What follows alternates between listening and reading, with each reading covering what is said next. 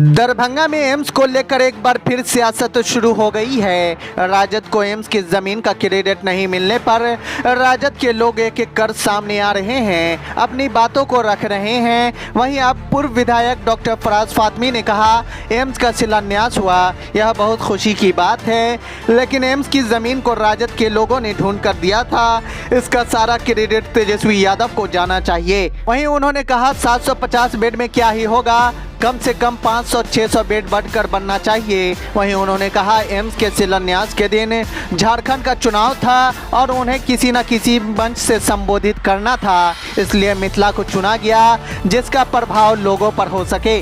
वहीं उन्होंने कहा यह एनडीए का कार्यक्रम नहीं था, यह बीजेपी का कार्यक्रम था। मुझे तो एनडीए का एक भी बैनर पोस्टर या झंडा नहीं दिखा, सिर्फ और सिर्फ बीजेपी का झंडा देखा गया। वहीं उन्होंने कहा मुख्यमंत्री की बात ही छोड़िए, स्टेज पर जो उन्होंने किया है वह पूरे देश के लोगों ने देखा है और यह कार्यक्रम पूरी तरह से मेगा फ्लॉप हुआ है और खास करके मिथिलांचल के धरती पर ऐसा हुआ है, यह बहुत ही अफसोस की बात है। वहीं दूसरी ओर मैं अपने नेता तेजस्वी यादव को धन्यवाद देता हूं, अगर वह न होते तो दरभंगा को एम्स कभी भी न मिलता।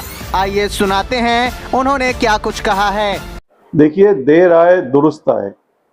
मेरा तो कहना यही है कि अगर आप एम्स के शिलान्यास के बारे में कहेंगे तो मैं सबसे पहले अगर किसी को मुबारकबाद दूंगा तो अपने नेता तेजस्वी प्रसाद यादव जी को दूंगा।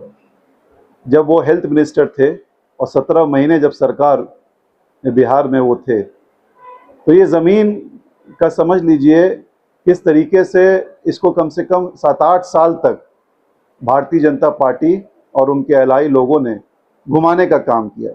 पहले तो तय ये हुआ कि ये डीएमसीएच परिसर में बनेगा, इसकी मिट्टी भी भराई गई, पैसा भी आवंटन सरकार ने किया और काम भी हुआ। फिर बीच में काम बंद भी हो गया। फिर तय हुआ कि ये अब कहीं सदर में जाके कहीं पे ज़मीन एडमिनिस्ट्रेशन देख रही थी।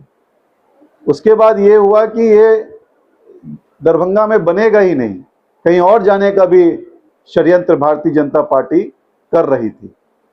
और जब माननीय हमारे नेता तेजस्वी प्रसाद यादव जी ने, मैं उनको शुक्रिया अदा करता हूं मिथिला वासियों की तरफ से और स्वयं अपनी तरफ से, कि उन्होंने फौरन उस पर एक्शन लिया और ज़मीन आवंटन करवा करके और तैयारी करवाई गई। माननीय मुख्यमंत्री जी उस ज़माने में नीतीश जी हमारे साथ थे और ज़मीन आवंटन हुई। लेकिन उसके बाद भी भारतीय जनता पार्टी के लोगों ने विरोध प्रदर्शन इस तरीके से किया कि जहां पे आज कल हमारे माननीय प्रधानमंत्री जी ने फाउंडेशन किया है, वहां नैया नाव चला करके भारतीय जनता पार्टी आरएसएस वालों ने वहां पे विरोध प्रदर्शन किया कि यहां नहीं बनना चाहिए। तो उसका कम से कम कल जिस तरीके से एक मेगा फ्लॉप शो कहिए, जो पूरे सरकार की तंत्र लगी हुई थी, मुझे लगता है जनता कम थी, प्रशासन ज्यादा था और सीटें खाली रह गई। तो ये दर्शाता है कि लोगों के अंदर किस तरीके से एक कॉन्फिडेंस की कमी आई है इस सरकार के, केंद्र सरकार पे भी और स्टेट गवर्नमेंट पे भी। फाउंडेशन तो हो गया है, उम्मीद करते हैं कि ये जल्द से जल्द बन के तैयार हो जाए कि लोगों की यहाँ कम से कम उसकी सुविधा प्राप्त हो सके। लेकिन जो आज जिस तरीके से जो पता चला है, जो एक इसका एस्टिमेटेड अमाउंट जो एलोकेट हुआ है वो बहुत कम है। भाई 1700 करोड़ के अंदर 750 बेड या 800 बेड का अस्पताल एम्स में, यहाँ के लोगों को क्या इसकी सुविधा हो पाएगी? दावा तो 10 साल से मैं सुन रहा था कि एम्स बनेगा। हम लोगों ने जा करके धरना प्रदर्शन किया, हमारी पार्टी राष्ट्रीय जनता दल ने उसी जगह पे, उसी चौक पे जहां आज कल प्रधानमंत्री जी ने धरना दिया है, वहां विरोध प्रदर्शन किया कि किसी भी हाल में अगर बनना चाहिए तो यहीं दरभंगा में बनेगा और इसी शोभन में बनेगा, यही जहां पे आज कल फाउंडेशन हुआ है। गोपाल जी ठाकुर जी के बारे में तो मैं ज्यादा चर्चा नहीं करूंगा, उनके लिए तो चर्चा, कुछ दिन पहले एक वीडियो भी चला था जिसमें माननीय प्रधान सचिव स्वास्थ्य विभाग के प्रत्यय अमृत जी यहाँ आए थे और उन्होंने साफ साफ सबके सामने क्या कहा था उनके बारे में कि वो खुद नहीं चाहते थे कि यहाँ बने, वो तो चाहते थे कि डीएमसीएच में जाकर के बने। तो लोग उनका मजाक उड़ा रहे थे। तो ये दर्शाता है कि बीजेपी की कोई मंशा नहीं थी कि यहाँ ये एम्स दरभंगा के अंदर बने। ये तो धन्यवाद देता हूं कि हमारे इंडिया अलायंस के पार्टनर्स ने मिल करके जिस तरीके से और तेजस्वी यादव जी ने जिस तरीके से इस जिम्मेदारी को संभाला, आज दरभंगा में वो एम्स का जो सपना था, जो इस मिथिला वासियों का जो सपना था, वो आज पूरा कहीं होते हुए दिख रहा है। मैं तो उम्मीद करूंगा कि आज इस बजट को जिस तरीके से इतना कम एलोकेट हुआ है, कम से कम इसको 5,000-6,000 करोड़ का एलोकेशन करे, ताकि तब जाकर के एक बड़ा अस्पताल बने। यहाँ के लोगों, लाखों लोगों को इसका फायदा तब जाकर के मिल सकता है।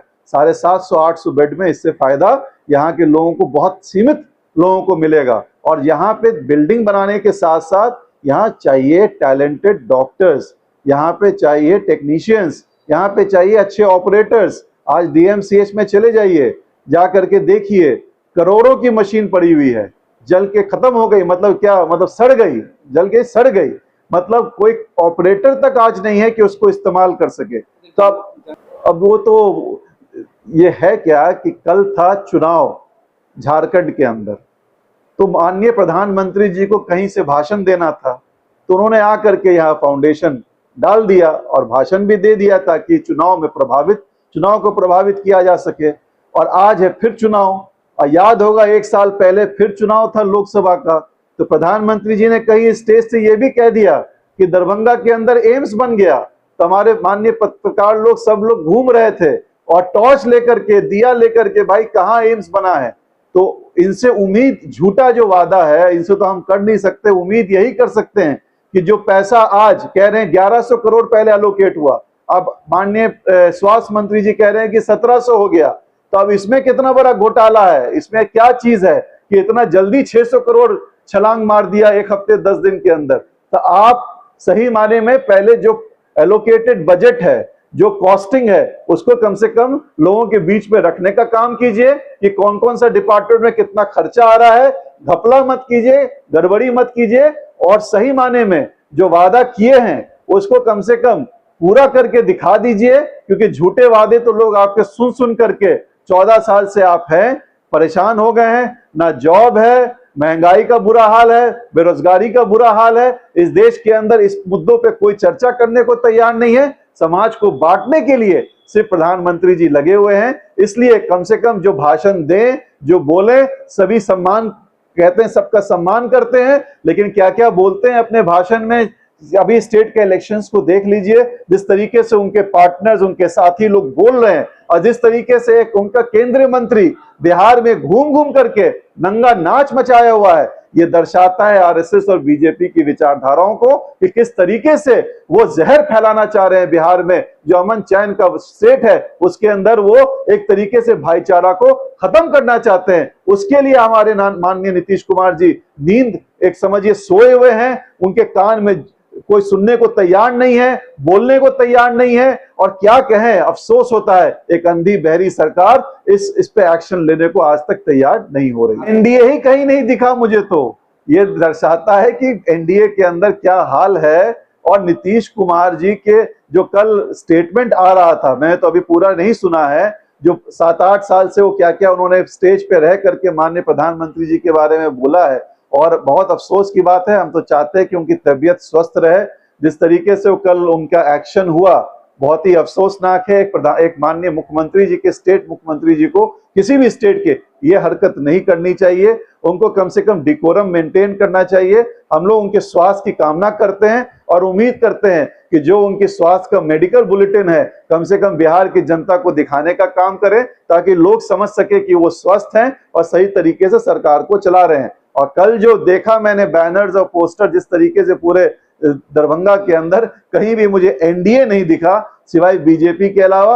और एक समझिए बहुत ही फिसड्डी कार्यक्रम कल हुआ, जो मेगा फ्लॉप कहा जाए प्रधानमंत्री जी का, वो मिथिलांचल की धरती पे हुआ। ये बहुत अफसोसनाक। SP Prasad Yadav ji deputy CM जो रहे इस प्रदेश के, हमारे नेता, स्वास्थ्य मंत्री, वो नहीं रहते तो दरभंगा में एम्स नहीं बनता। मैं सीधे सीधे उनको धन्यवाद देता हूं, अपने पार्टी को धन्यवाद देता हूं, अपने अलाइंस पार्टनर को धन्यवाद देता हूं कि आज वो विरोध नहीं किए होते तो एम्स यहां नहीं बनता। आज वो पूरे षड्यंत्र के तहत बीजेपी चाहती थी कि ये दरभंगा से जाकर के किसी और जिला में चला जाए।